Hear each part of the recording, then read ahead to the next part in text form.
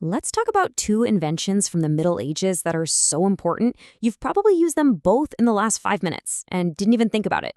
Ready to dive in? No, really, think about it for a second. What if you couldn't read the texts on your phone? Or you had no clue when to meet up with your friends? Your whole day would just completely fall apart, right? Well, believe it or not, for most of human history, that was just normal life. So, back in the Middle Ages, people were up against two huge everyday problems. The first was a physical one. As you got older, your eyesight would just get blurry, making it pretty much impossible to read or do any kind of detailed work. And the second one was more of a mind bender. How in the world do you accurately measure time? These were massive, unsolved puzzles. So what was it actually like to live with those problems every single day? Let's dive into what the world looked like before these game-changing inventions. Honestly, it was super frustrating. You had scholars and monks squinting at blurry books. The only tools they had were these clumsy magnifiers, like a polished rock or a glass ball filled with water. Not great. And for telling time, you could use a sundial, but I mean, what happens when it's cloudy? Or, at night? Useless. Water clocks were a thing, but they were fussy and often totally inaccurate. But then, in the late 13th century, a solution popped up that literally brought the entire world into focus. I'm talking about eyeglasses. The big aha moment happened in Italy. You had these incredibly skilled craftspeople, especially around Venice, who figured out how to grind glass into these perfectly curved shapes we call lenses. And once they put those lenses into frames, boom, the world's first eyeglasses were born. So how does it work? It's actually brilliantly simple. The first glasses used what's called a convex lens.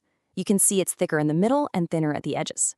That shape takes the light rays and bends them just right so they focus perfectly on the back of your eye. It was the fix for farsightedness. Such a simple idea, but it was absolutely revolutionary. And these first pairs of glasses were basically works of art. The very best lenses were coming out of Venice. They were the world capital for glassmaking back then. The frames? They were made out of whatever people could get their hands on. Wood, bone, even lead. And because every single lens had to be perfectly ground by hand, they were insanely expensive. This was a luxury item. Only the rich could afford to literally buy back their clear vision. And the impact was just huge. Think about it. With eyeglasses, skilled workers and scholars could keep doing their thing for decades longer than before. More people could read, so literacy rates started to climb. Knowledge just spread way faster. It was this massive boost for education, right? It extended the careers of the smartest people in society. And pretty soon, they'd have a brand new way to measure all that extra time they now have. So just as the world was coming into focus, another revolution was quietly ticking in the background, getting ready to tackle that abstract problem of time itself. The very first mechanical clocks actually showed up in monasteries. See, monks had this super strict schedule of prayers they had to follow every single day, even in the middle of the night or on a dark, cloudy day.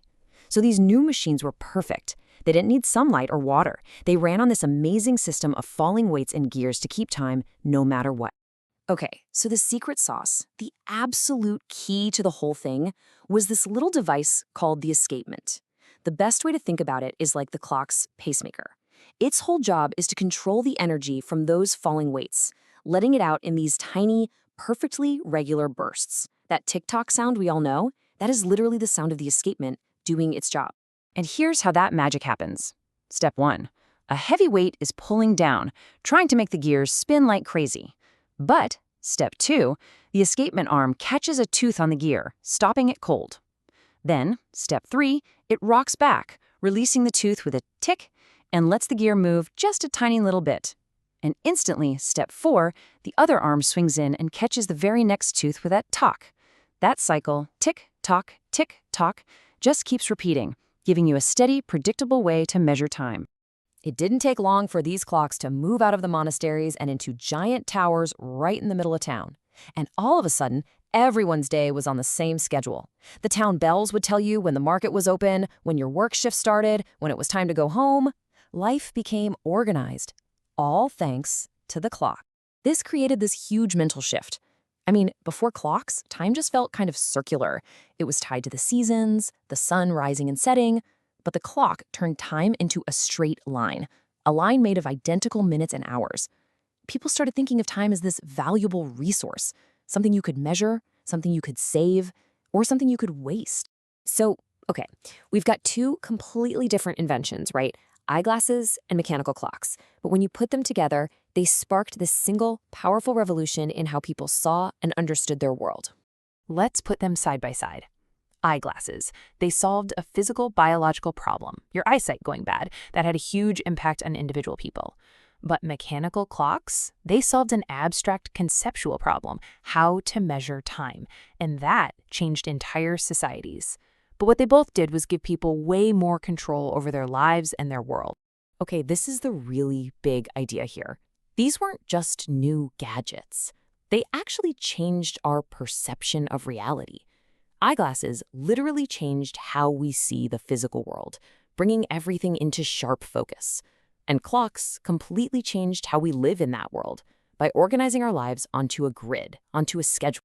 All right, I know this all might feel like ancient history, but the legacy of these two inventions is almost certainly sitting in your pocket right now. Let's fast forward to today. So that simple lens in the first pair of eyeglasses, that journey did not stop there. That basic idea, grinding glass to bend light, led directly to the telescope so we could see the stars, and the microscope so we could see germs, then the modern camera, and yep, all the way to the ridiculously advanced camera lens packed inside your phone. And guess what? It's the exact same story with time. That giant mechanical tower clock, it eventually shrank down into smaller clocks you could have in your house. Then it got even smaller, becoming a pocket watch, then a wristwatch, and now the super-duper accurate digital clock that runs your entire life is also right there, in that very same phone. So it all comes down to this. Without these two breakthroughs from the Middle Ages, our modern world just wouldn't exist as we know it. The tools we use for science, the pace of our daily lives, our schedules, it's all built on the foundation of seeing clearly and measuring time accurately. So eyeglasses and clocks gave us totally new ways to understand the world and our place in it, which really makes you wonder, right? What technologies being invented right now are going to completely change how people perceive reality 700 years from now? Something to think about. Thanks for tuning in.